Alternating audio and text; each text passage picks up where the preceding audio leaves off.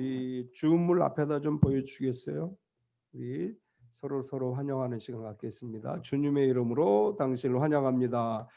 주님으로 환영합니다. 우리 줌으로 참석하신 분들 다 환영합니다.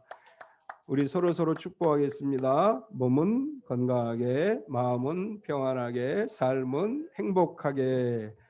날씨가 많이 추워서 교회도 동파가 되고 어려움을 겪었는데 그래도 주님 안에서 건강하고 평안하고 행복한 한 주간 되시기를 축원합니다.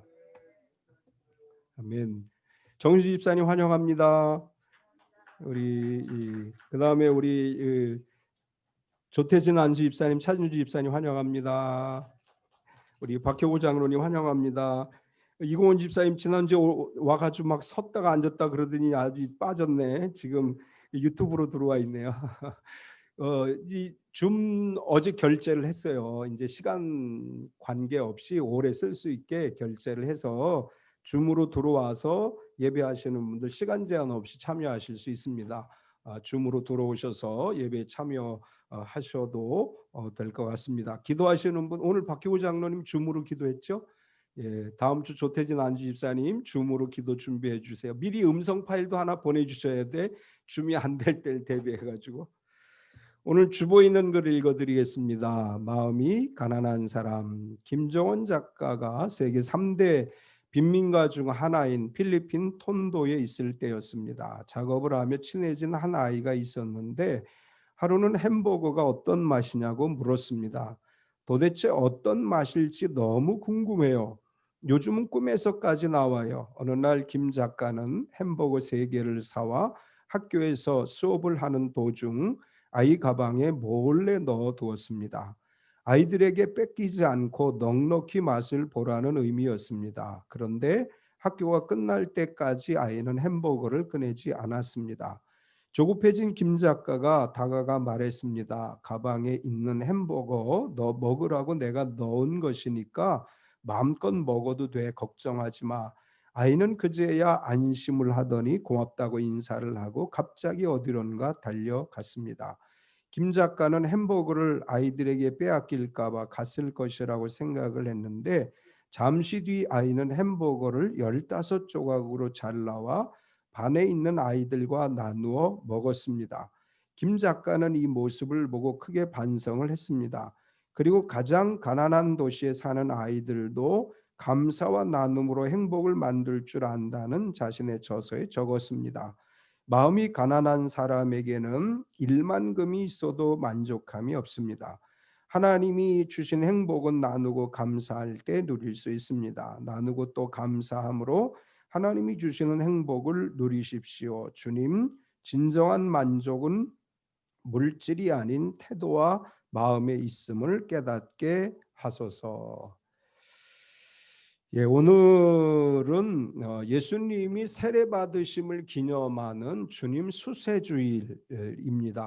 1월 6일은 주현절, 1월 둘째 주일은 주님 수세주일 이렇게 우리가 지키는데 주현절이라는 것은 주님이 현현 나타나셨다 그런 뜻으로서 캐토릭에서는 예수님이 요한에게 세례 받으신 날이 주현절이다. 이제 예수님이 공적인 사역을 시작하시기 위해 나타나셨기 때문에 그때가 주현절이다 해서 예수님 세례 받으신 날을 주현절로 지킵니다. 우리 개신교에서는 예수님이 태어나시고 가장 먼저 경배를 받으신 동방박사들이 예수님을 찾아왔을 때가 주현절이다. 그때가 예수님이 태어나시고 나서 12일 지났을 때 1월 6일일 것이다. 사실 정확한 건 아니에요. 그냥 그렇게 추정을 하는 거예요. 그래서 1월 6일을 개신교에서는 주현절로 지키고 있습니다. 오늘은 이제 예수님이 세례 받으심을 기념하면서 지내는 수세 주일인데 예수님께서 30세쯤 되셨을 때 나사렛에 사시다가 공생의 사역을 시작하시기 위해서 본격적으로 이제 나서게 되는데 그 공생의 사역을 하시기 위해서 세례를 받으시게 되고 세례를 받으심으로 해서 이제 공생의 사역이 본격적으로 시작되어지게 됩니다. 예수님께서 인간의 몸을 입고 이 땅에 오셨고, 그리고 30년 동안 나사렛에 사시다가 30세쯤 되었을 때 광야에 나아가서 요단강에서 요한에게 세례를 받으시고 40일 금식을 하신 뒤에 마귀의 시험을 이기시고 본격적인 공생의 삶을 시작하게 되는데, 예수님께서 요한에게 세례를 받으신 것은 예수님께서 그리스도의 사역을 시작하기 위한 준비였고 또한 사역의 시작이다, 이렇게 말할 수 있습니다. 그런 의미에서 마태복음, 마가복음, 누가복음, 요한복음 모든 복음서에 예수님의 세례 사건을 기록하고 있습니다. 마태복음과 누가복음은 예수님의 탄생 이야기를 기록하고 세례 이야기를 기록하고 있습니다.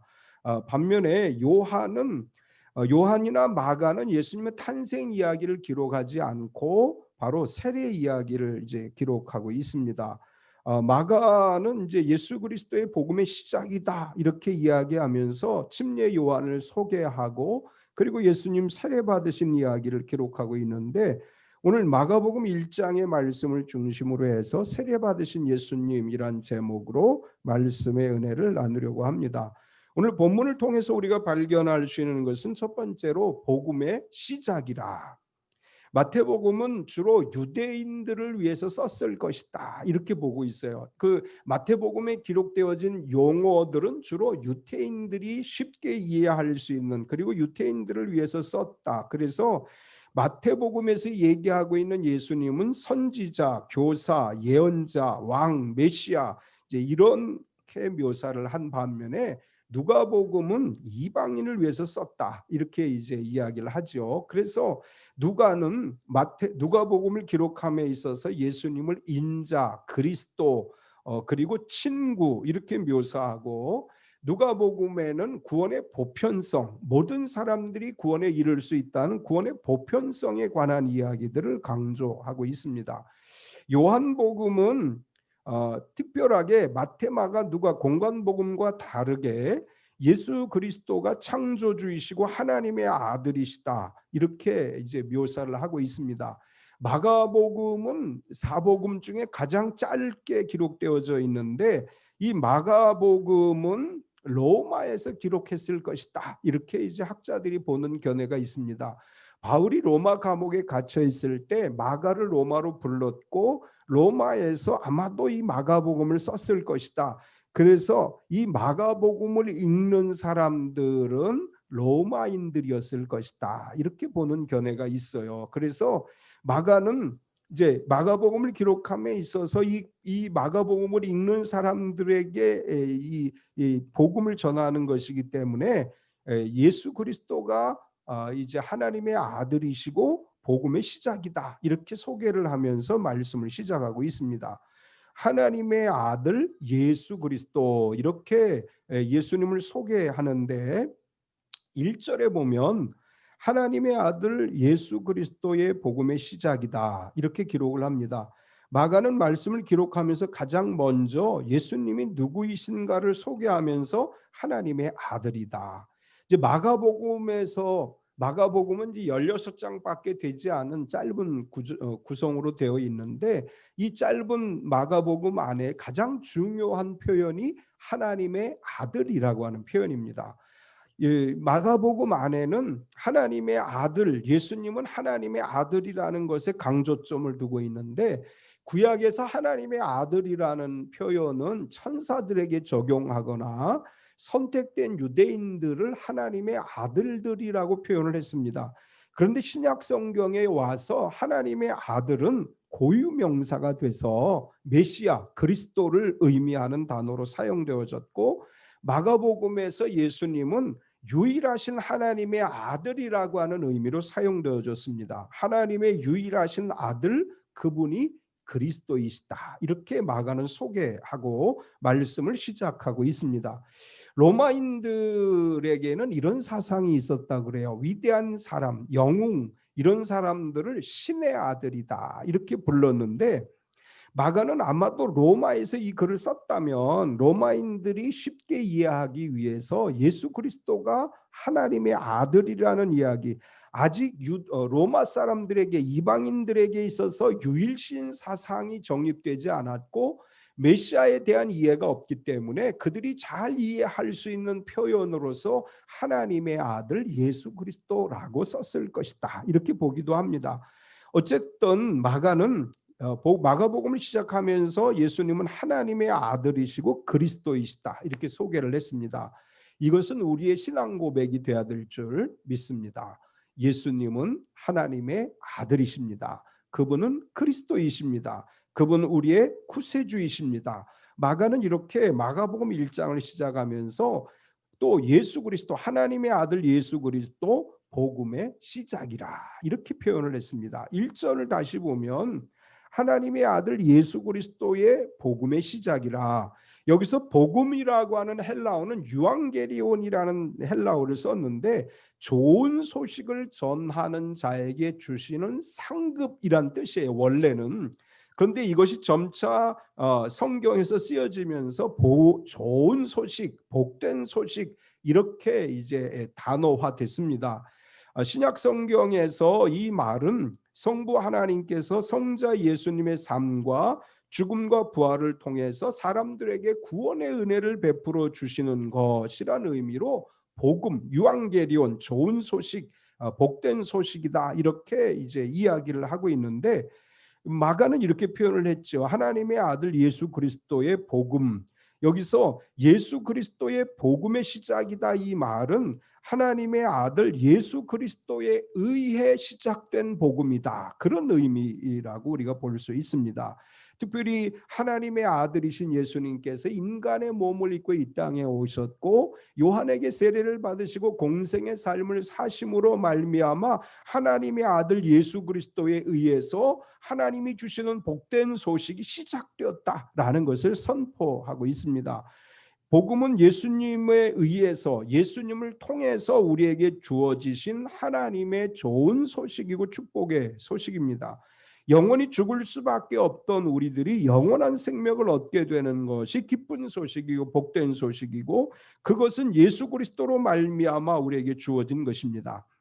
이제 우리말 성경에서는 예수 그리스도, 하나님의 아들 예수 그리스도 복음의 시작이라 이렇게 번역이 되어 있지만 헬라어 원문에는 시작이다라는 단어로 이 말씀이 시작이 돼요. 이 시작이다라는 헬라어가 아르케라는 단어인데 마가복음 1장 1장은 아르케 이렇게 시작을 해요. 시작이다 이렇게 시작을 해요.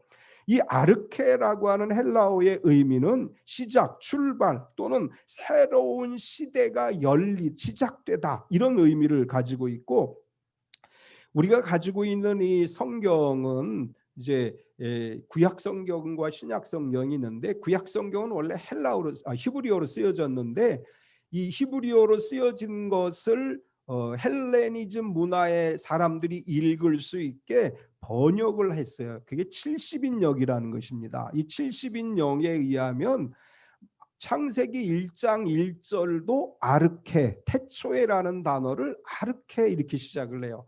엔 아르케 이제 이렇게 시작을 하는데, 그래서 이제 마가복음을 이야기할 때 이렇게 이해를 해요. 하나님이 태초에 천지를 창조하셨다. 태초에라는 단어와 복음의 시작이다, 아르케 이렇게 시작이다, 이렇게 단어를 씀으로 인해서 예수 그리스도를 중심으로 해서 새 역사의 시대가 시작됐다. 태초에 하나님이 천지를 만드셨다면 예수 그리스도께서는 새로운 시대의 시작을 열어주셨고 복음의 시대를 열어주셨다. 마가는 그렇게 표현했던 것으로 그렇게 보여집니다. 예수 그리스도가 이 땅에 오신 것은 새로운 시대예요. 우리가 이제 이 연도를 이야기할 때 BC와 AD로 나누죠. BC는 예수 그리스도가 오시기 전, AD는 예수 그리스도가 오신 이후, 이렇게 이야기합니다. 주전과 주후라고 이야기를 하는데 마가는 바로 그런 의미로 시작이다, 하나님의 아들 예수 그리스도 복음의 시작이다, 이렇게 묘사를 했습니다. 예수 그리스도는 우리에게 새로운 삶을 열어주셨고 예수 그리스도 안에서 우리에게 새로운 시대가 열린 줄 믿습니다. 이게 바로 1절에서 의미하고 있는 뜻이고, 두 번째는 내 길을 준비하리라. 1절에서 하나님의 아들 예수 그리스도 복음의 시작이라고 선언한 마가는 예수 그리스도의 길을 준비하리라고 선포한 선지자의 예언을 인용하면서 그리스도의 길을 준비하신다. 예수님의 공생애를 기억하면서 사복음 모두 동일하게 예수님의 길을 준비하러 온 침례 요한에 대한 이야기를 기록을 했습니다. 요한의 역할이 예수님의 사역에 있어서, 공생의 사역에 있어서 매우 중요하기 때문에 마태복음, 마가복음, 누가복음, 요한복음에 다 침례 요한의 이야기를 기록하면서 침례 요한은 그리스도의 길을 준비하러 오신 분이다, 이렇게 소개를 합니다. 그러면서 이제 마가는 침례 요한의 이야기를 하면서 예언대로 이루어졌다, 이렇게 말해요. 침례 요한의 사역은 그가 하고 싶은 대로 한 것이 아니라 예언대로 이루어진 것이다. 2절과 3절에 보면 선지자 이사야의 글에 보라, 내가 내 사자를 내 앞에 보내노니 그가 내 길을 준비하리라. 광야에 외치는 자의 소리가 있어 이르되 너희는 주의 길을 준비하라, 그의 오실 길을 곧게 하라, 기록된 것과 같이. 마가는 이사야의 글이라고 이야기하는데 이것은 사실은 이사야 선지자가 예언한 글만 인용한 것은 아닙니다.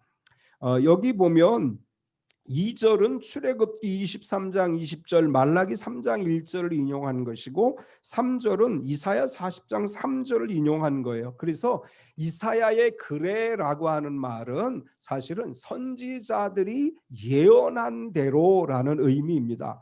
예수님께서도 마태복음 11장에서 요한을 이야기할 때 말라기 3장 1절을 인용하시면서 나의 길을 준비하러 온 사람이 요한이다, 이렇게 설명을 하셨습니다. 침례 요한이 와서 주의 길을 준비한 것은 구약의 예언대로 이루어진 것입니다. 이 말은 하나님의 말씀은 반드시 이루어진다라고 하는 의미예요. 하나님 말씀은 반드시 이루어짐을 믿습니다. 예수님 마태복음 5장 18절에서 이렇게 말씀을 하셨어요. 진실로 너희에게 이르노니 천지가 없어지기 전에는 율법의 1.1획도 결코 없어지지 아니하고 다 이루리라. 하나님 말씀은 한 획도 없어지지 않고 다 이루어짐을 믿습니다. 또한 로마서 4장 21절에 보면 약속하신 그것을 또한 능히 이루실 줄을 확신하였으니, 바울이 아브라함의 믿음을 이야기하면서 아브라함의 믿음이라는 게 뭐냐? 하나님이 약속하신 것은 다 이루어진다고 믿었다, 이렇게 아브라함의 믿음을 이야기합니다. 하나님의 말씀은 다 이루어짐을 믿습니다. 이게 우리 신앙이 돼야 돼요. 하나님의 말씀은 다 이루어짐을 믿습니다. 하나님 말씀대로 이루어짐을 믿고 살아가는 저와 여러분 되시기를 축원합니다. 예수님의 길을 준비한 요한은 어떤 일을 했느냐? 죄 사함을 받게 하는 회개의 세례를 전파했습니다. 4절을 보면 세례 요한이 광야에 이르러 죄 사함을 받게 하는 회개의 세례를 전파하니, 요한이 예수님의 길을 준비하기 위해서 먼저 왔는데 요한은 죄 사함을 받게 하는 회개의 세례를 전파했습니다. 예수님께서 오셔서 하실 가장 중요한 사역이 죄 사함의 문제죠. 예수님이 이 땅에 왜 오셨느냐라고 이야기하면 우리가 죄 때문에 사망에 이를 수밖에 없고, 그래서 죄 문제를 해결해 주시기 위해서 예수님이 이 땅에 오신 거예요. 바로 그것을 위해서 세례 요한은 무엇을 했느냐? 죄 사함에 대한, 회개와 죄 사함에 대한 복음을 전했습니다.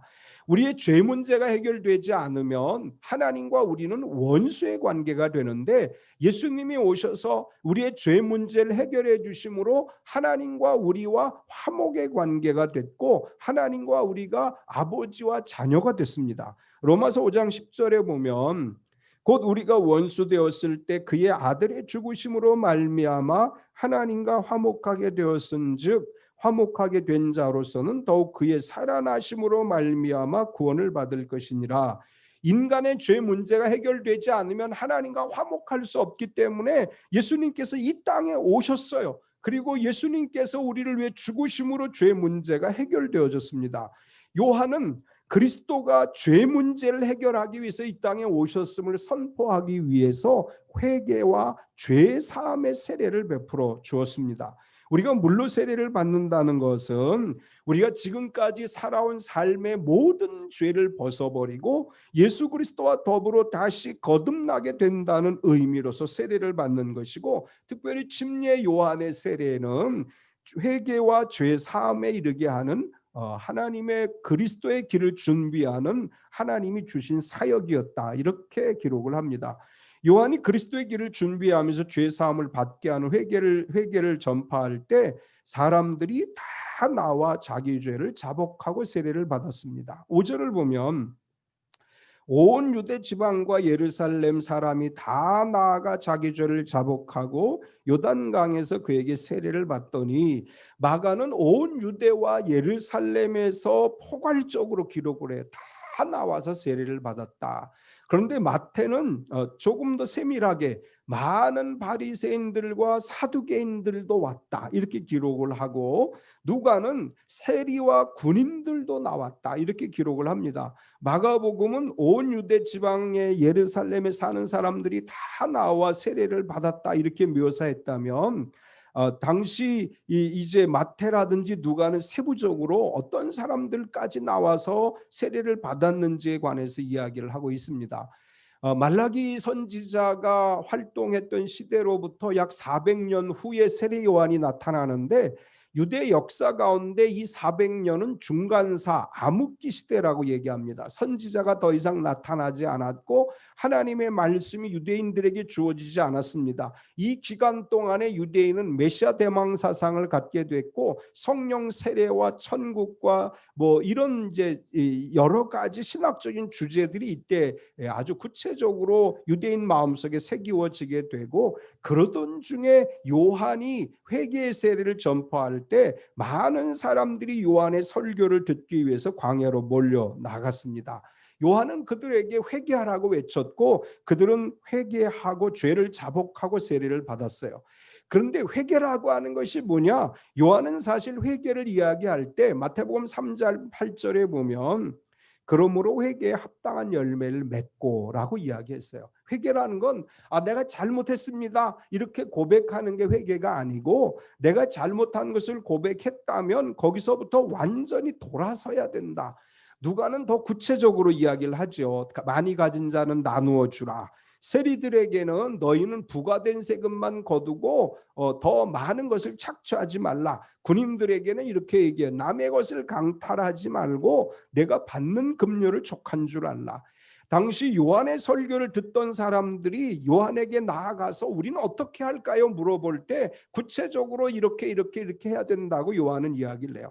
주님을 만나기 전에 우리가 해야 될 일은 회개하는 일이에요. 전심으로 회개하고 나아가되, 또 우리가 주님 앞에 회개한다고 하는 것은 죄를 고백하는 것으로 끝나는 것이 아니고, 이제까지 내가 하나님 앞에 올바로 살지 못했던 것을 회개하고 진실한 믿음으로 살아가는 것이, 그것이 진정한 회개입니다. 2021년 우리 이제 하나님의 은혜를 기대하며 살아갈 때 매일매일 나를 돌아보고 회개에 합당한 열매를 맺고 하나님께 더 가까이 나아가는 우리의 삶이 되어야 될 줄 믿습니다. 세 번째는 세례 받으신 예수님의 이야기를 기록합니다. 주님의 오실 길을 준비한 요한의 이야기를 기록하면서 요한이 죄 사함과 회개의 세례를 전파했다. 그래서 사람들이 와서 죄를 자복하고 요한에게 세례를 받았다, 이렇게 기록한 다음에 요한이 그리스도에 대해서 증거한 이야기를 기록하고 있습니다. 6절에서 8절까지를 보면, 요한은 낙타 털옷을 입고 허리에 가죽띠를 띠고 메뚜기와 석정을 먹더라. 그가 전파하여 이르되 나보다 능력 많으신 이가 내 뒤에 오시나니 나는 굽혀 그의 신발끈을 풀기도 감당하지 못하겠노라. 나는 너희에게 물로 세례를 베풀었거니와 그는 너희에게 성령으로 세례를 베푸시리라. 요한은 예수님에 대해서 증거하면서 나보다 능력이 많으신 분이시다. 왜 이렇게 이야기했느냐 하면, 당시 유대인들은 세례 요한이 메시아인가 하는 생각을 했어요. 광야에서 말씀을 전할 때 많은 사람들이 몰려가고 요한의 이야기를 들으면서 회개하고, 그러면서 당신이 메시아입니까? 그리스도이십니까? 라고 물어볼 때 요한은 내가 그리스도가 아니고 내 뒤에 오시는 분이 계시는데 그분이 그리스도이시다, 이렇게 이야기를 합니다. 그러면서 그리스도는 어떠냐? 나보다 능력이 많으신 분이다. 실제로 요한이 하지 못한 일들을 예수님이 하시게 되죠. 병자를 고치고 귀신을 쫓아내고 기적을 행하셨습니다. 베드로는 고넬료 집에서 예수님에 대해 소개하면서 이렇게 소개해요. 사도행전 10장 38절에 보면 하나님이 나사렛 예수에게 성령과 능력을 기름 붓듯 하셨음에 그가 두루 다니시며 선한 일을 행하시고 마귀에게 눌린 모든 사람을 고치셨으니 이는 하나님이 함께 하셨습니다. 침례 요한이 증거한 대로 예수님은 하나님의 능력으로 사역을 하셨고 오늘도 그 이름의 능력으로 치유와 표적과 기사가 나타나는 줄 믿습니다. 오늘도 질병으로 고통당하는 이들이 나사렛 예수 그리스도의 이름으로 치료함 받아 강건케 되는 역사가 일어날 줄 믿습니다. 또한 요한은 예수님은 성령으로 세례를 베푸시는 분이시다. 나는 물로 세례를 줬지만 예수님은 너희에게 성령으로 세례를 주실 것이다. 이렇게 말씀합니다. 예수님은 우리에게 성령으로 세례 주시는 분이에요. 우리가 믿고 간절히 기도하고 사모하고 기도할 때 성령으로 세례받는 역사가 일어날 줄 믿습니다. 예수님은 예수님을 증거하는 요한에게 세례를 받으셨습니다. 구절을 보면 그때 예수께서 갈릴리 나사렛으로부터 와서 요단강에서 요한에게 세례를 받으시고 예수님께서 요한에게 세례를 받으신 것은 죄가 있으시기 때문에 세례를 받으신 게 아닙니다. 예수님은 죄가 없으신 분이에요. 그런데 그럼에도 불구하고 왜 예수님이 세례를 받으셨느냐? 그것은 예수님이 인간의 몸을 입고 오셨고 우리를 위해 속죄의 어린 양이 되신다는 것을 보여주시기 위해서요. 나는 너희와 똑같은 인간의 몸을 입었어. 그래서 나도 세례를 받았다라는 것을 말씀하시는 것이고 또 한편으로는 요한의 사역을 인정하시는 거예요. 요한이 세계의 세례를 전파한 것은 하나님이 하신 것이다. 그래서 요한에게 와서 예수님은 세례를 받으셔요. 이 요한에게 세례를 받으실 때 요한은 이렇게 얘기하죠. 내가 당신에게 세례를 받아야 할 터인데 어찌 내게 오시나이까? 그럴 때 요한이 예수님께서 요한에게 나에게 세례를 주라 이렇게 말씀을 하십니다. 예수님이 세례를 받으신 것은 요한의 세례를 인정하고 또한 예수님께서 요한 앞에 겸손하게 세례를 받으신 겸손의 본으로서 세례를 받으신 것입니다. 또한 세례는 죽음과 부활의 상징이죠. 우리가 물 세례를 받을 때 약식 세례 안 하고 우리 침례를 주로 하는 이유는 우리가 지금까지 예수님 믿기 이전에 살아왔던 과거의 나는 물에 함께 죽고 물에서 올라올 때 그리스도가 부활하신 것과 같이 내가 그리스도와 더불어 다시 태어났다는 상징으로 세례를 받는 거예요. 예수님께서 세례를 받으셨다는 것은 우리를 위해 죽으시고 우리를 위해 부활하실 것을 상징적으로 보여주는 것입니다. 우리는 그리스도와 함께 죽고 그리스도와 함께 다시 살아나 거듭난 그리스도인이 된 줄로 믿습니다. 예수님께서 세례를 받고 물에서 나오실 때 성령이 비둘기같이 임했습니다. 10절을 보면 곧 물에서 올라오실 새 하늘이 갈라짐과 성령이 비둘기같이 자기에게 내려오심을 보시더니 성령이 비둘기같이 임했다고 하는 것은 비둘기는 순결과 온유의 상징으로서 예수 그리스도는 순결하고 온유한 통치자이시다라는 의미로 비둘기 같은 형체의 성령이 임하셨다 이렇게 말씀하신 것입니다. 예수님께서 나사렛 회당에서 말씀을 전하시면서 이렇게 말씀하셨어요. 주의 성령이 내게 임하셨다 이렇게 말씀했습니다. 예수님께서 성령을 받으시고 공생의 사역을 시작하셨고 사도행전 2장의 오순절날 마가 요한의 다락방에 모였던 사람들이 성령을 받음에 그들이 나가서 복음을 전하고 귀신을 쫓아내고 병든 자를 치유했습니다. 오늘도 우리가 성령을 받음으로 거듭난 그리스도인으로서 하나님의 역사를 이루게 될 줄로 믿습니다. 성령을 받고 성령 안에서 성령 충만한 그리스도인으로 살아가는 성도가 진정한 성도입니다. 사도행전 2장 38절에 보면 베드로가 이르되 너희가 회개하여 각각 예수 그리스도의 이름으로 세례를 받고 죄 사함을 받으라. 그리하면 성령의 선물을 받으리니. 성령의 선물을 받는 우리 천빛교회 모든 성도가 되시기를 축원합니다. 예수님께서 세례를 받으시고 나오실 때 마지막으로 하늘로부터 소리가 났습니다. 11절을 보면 하늘로부터 소리가 나기를 너는 내 사랑하는 아들이라 내가 너를 기뻐하노라 하시니라. 세례를 받고 나오실 때 누가복음에 이렇게 사실 기록을 했어요. 세례를 받고 기도하실 때 성령이 비둘기같이 임하셨다. 그리고 나오실 때 하늘에서부터 소리가 들려왔다. 그런데 그 들려온 소리는 어떤 소리냐 하면 너는 내 사랑하는 아들이고 내가 너를 기뻐한다. 여기서 너는 내가 사랑하는 아들이다라는 말은 나의 사랑하는 그 아들이란 뜻이에요. 예수님을 향해서 하나님께서 이렇게 말씀하셨어요. 나의 사랑하는 그 아들이다. 이렇게 말씀하신 것입니다. 예수님은 하나밖에 없으신 독생자이시고 그분은 하나님께서 사랑하는 그 아들이십니다. 하나님은 사랑하시는 그 아들을 우리에게 주셨고 그 아들께서 이 땅에 육신의 몸을 입고 오셔서 우리를 위해 공생애를 사시고 우리를 위해 죽으시고 부활하심으로 우리를 구원하셨습니다. 따라서 하나님 이렇게 말씀하셔요. 내가 너를 기뻐하노라. 세례를 받으시고 공생의 사역을 시작하신 예수님은 하나님 보시기에 기뻐하시는 분이시고 하나님을 기쁘시게 하는 일을 감당했습니다. 성자 예수님이 하나님께서 사랑하는 아들이시자 하나님이 기뻐하신 일을 행한 것처럼 우리도 하나님을 기쁘시게 하는 2021년을 살아가야 될 줄 믿습니다. 로마서 14장 18절에 보면 이로써 그리스도를 섬기는 자는 하나님을 기쁘시게 하며 사람에게도 칭찬을 받느니라.